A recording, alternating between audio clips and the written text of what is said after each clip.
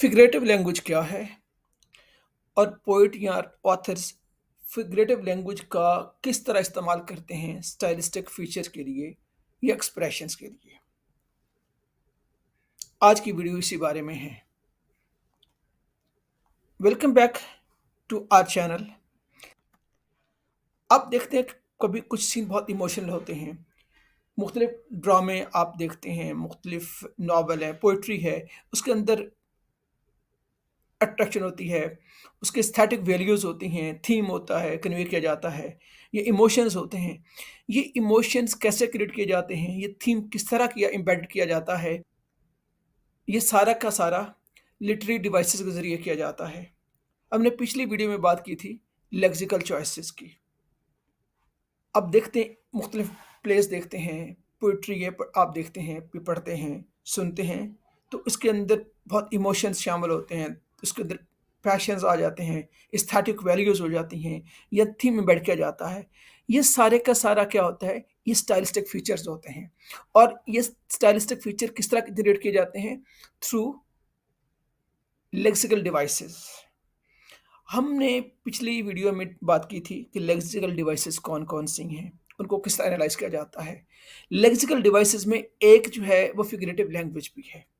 Figurative language serves as a powerful tool in stylistic expression, adding depth, nuance, and vividness to communication.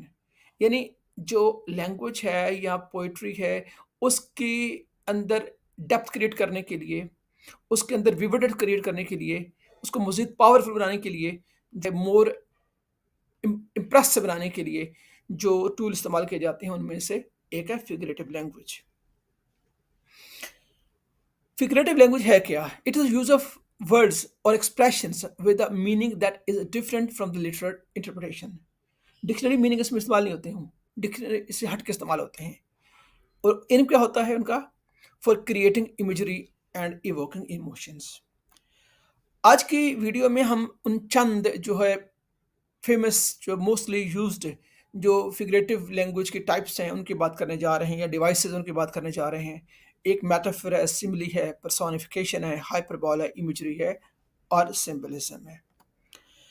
Metaphor क्या है? Metaphor is a powerful tool that writers and speaker use to convey abstract ideas or emotions by drawing parallel with more familiar or concrete concepts। मुख्तलिफ concept को create करते हैं। मिसाल के तौर पर आप ये देखें, conveying abstract ideas, time is a thief. Time को कंपेयर किया गया थीफ से।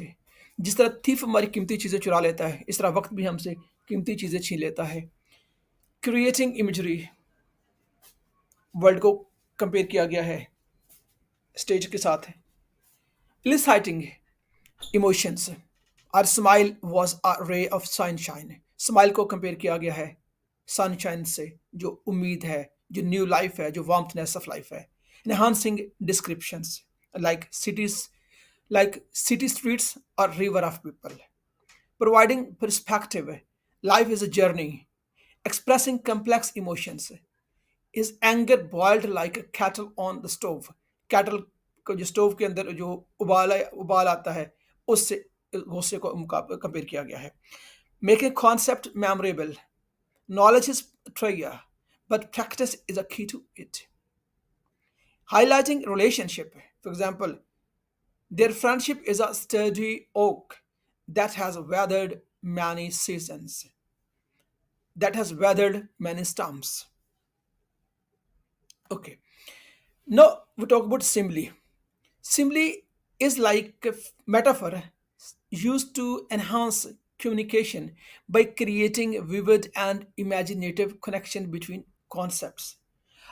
अब दोनों में फ़र्क क्या होता है? Almost both are similar.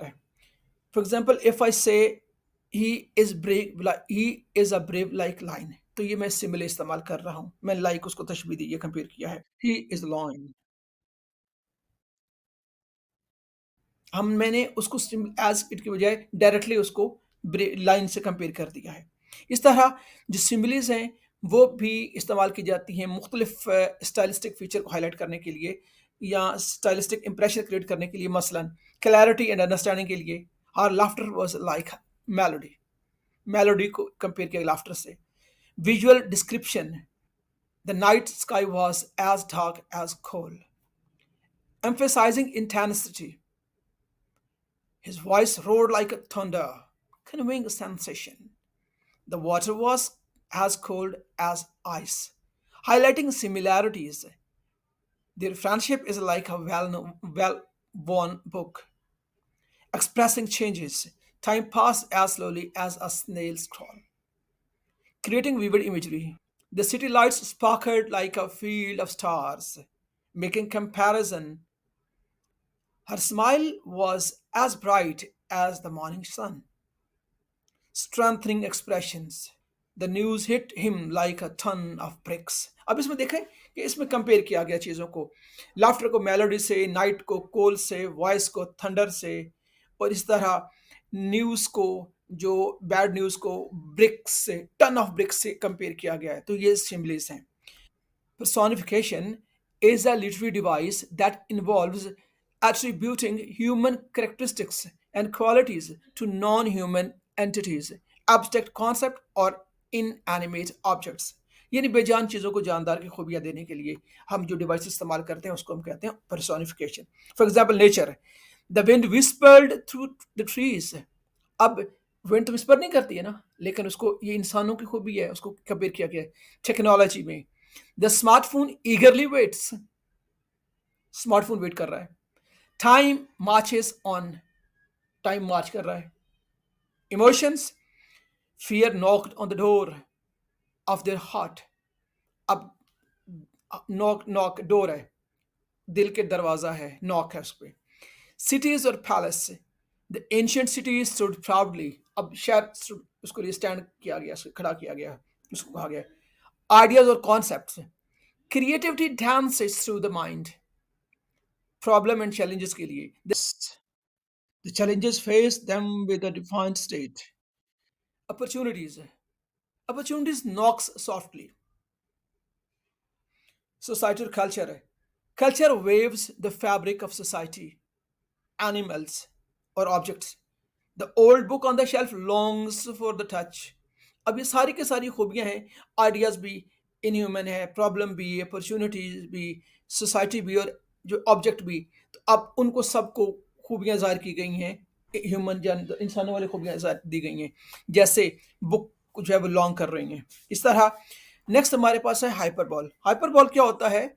ये एक figurative speech that involves exaggeration और एम्फेसिस और इफेक्ट, यानी एग्जेजरेट करके की जाती है, बात को बढ़ा चढ़ाकर ज़्यादा एम्फेसाइज करने के लिए इसको किया जाता है। नंबर वन, साइज और क्वांटिटी।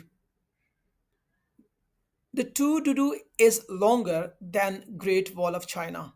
यानी अब क्या किया है, काम करना, काम जो करने वाली लिस्ट है वो चाइना की दीवार से बड़ी है, इतनी बड़ा। इसलिए स्पीड को, our new computer processes data at the speed of light, importance के लिए इस्तेमाल किया जाता है इसको।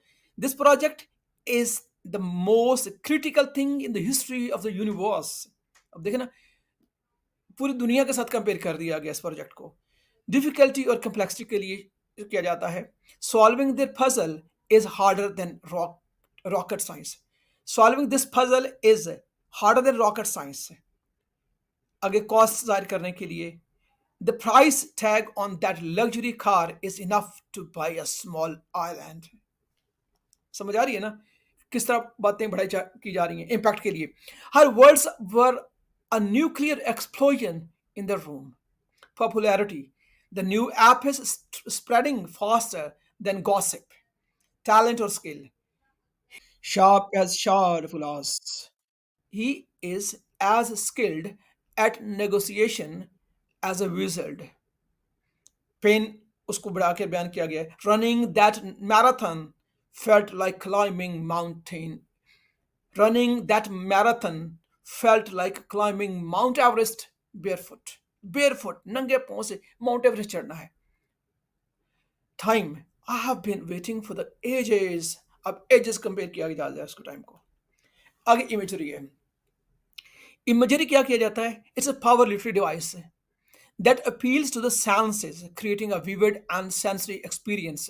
for the reader or listener.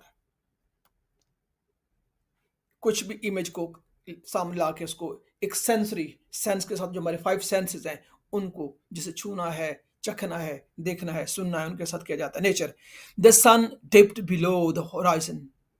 Emotion, her eyes pools of sorrow reflected the storm. Cityscape, the city pulsated with life as neon lights. It's a conflict है. Their words collided in the room, sharp as sharp glass. The winding path led through a defense. Isolation के लिए, the abandoned house stood alone. Celebration के लिए, the festive scene unfold. Romance को जाहिर करने के लिए आइडिया को, the moon hung low in the velvet sky. Desolation, the barren landscape stretched for miles. Mystery, in the moonlit garden, shadow played hide and seek.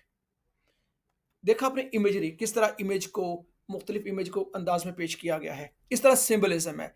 Symbolism भी एक imagery की type है, लेकिन इसमें क्या होता है, it involves using symbol to represent ideas, concept, qualities, adding to the depth of the layer of meanings to the communication. ये उसकी निस्बत ज़्यादा डेप्थ होती है।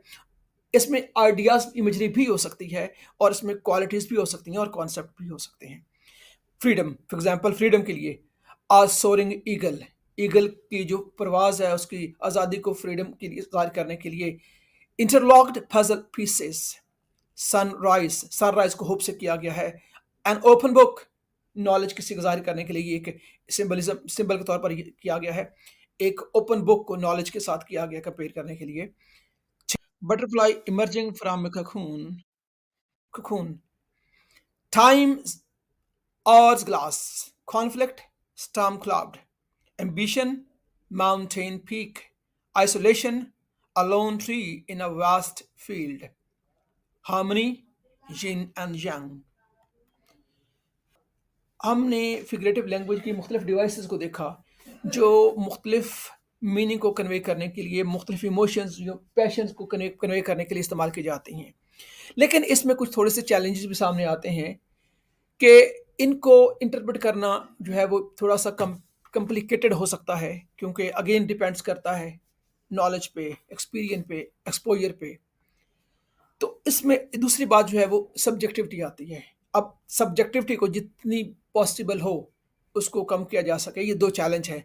अगर इन पे काबू पाया जा सके, नॉलेज अच्छा हो, एक्सपोजर ज़्यादा हो, और अपनी सब्जेक्टिविटी जो है उसकी फीलिंग्स को थोड़ा सा साइड पे रखा किया जाए, तो फिर एक बेहतरीन अंदाज में हम इन चीज़ों को समझ सकते हैं। अब कंक्लूड करें तो हमने ये देखा है कि हम इन लिटरेरी डिवाइसेस को, या आप यूँ कह लीजिए ये जो फिगरेटिव डिवाइसेस हैं, इनको इस्तेमाल किया है इमोशन को कन्वे करने के लिए, कनेक्शन को क्रिएट करने के लिए, ऑब्जेक्ट की इन एनिमेशन के लिए, एग्जेजरेशन के लिए, चीज़ों को एम्फेसाइज करने के लिए, इमेजरी या सेंसरी इमेज क्रिएट करने के लिए, एक्सपीरियंस को जाहिर करने के लिए, विवरी जो है विविड इमेजरी या सेंसरी एक्सपीरियंस के लिए इसको इस्तेमाल किया है, या हमने इसको इस्तेमाल किया है किसी कॉन्सेप्ट या आइडिया को रिप्रेजेंट करने के लिए। ये जो सारी स्टाइलिस्टिक्स फीचर्स होते हैं, ये जो खूबसूरती होती है, अट्रैक्शन होती है, हमें इससे जो हमें ये अंदाज़ा हो जाता है कि जो लिटरेरी टेक्स्ट होती हैं उनकी जो खूबसूरती होती है या अट्रैक्शन होती हैं, या उनके अंदर जो पैशंस होते हैं, वो सारे के सारे छुपे होते हैं लेक्सिकल डिवाइसेस से, और उनमें से एक फिगरेटिव लैंग्वेज है। फिगरेटिव लैंग्वेज है वो हमारी राइटिंग को, हमारी कम्युनिकेशन को मज़ीद एनरिच कर लेती है और उसके मीनिंग को और एम्फेसाइज करती है। आई होप कि आपको कुछ चीज़ें क्लियर हो गई होंगी। अगर कोई सवाल है, जो चीज़ समझ नहीं आई, तो कमेंट में लिखिएगा, तो इंशाल्लाह नेक्स्ट वीडियो में उस पर बात करने की कोशिश करेंगे। Take care. इसको दोबारा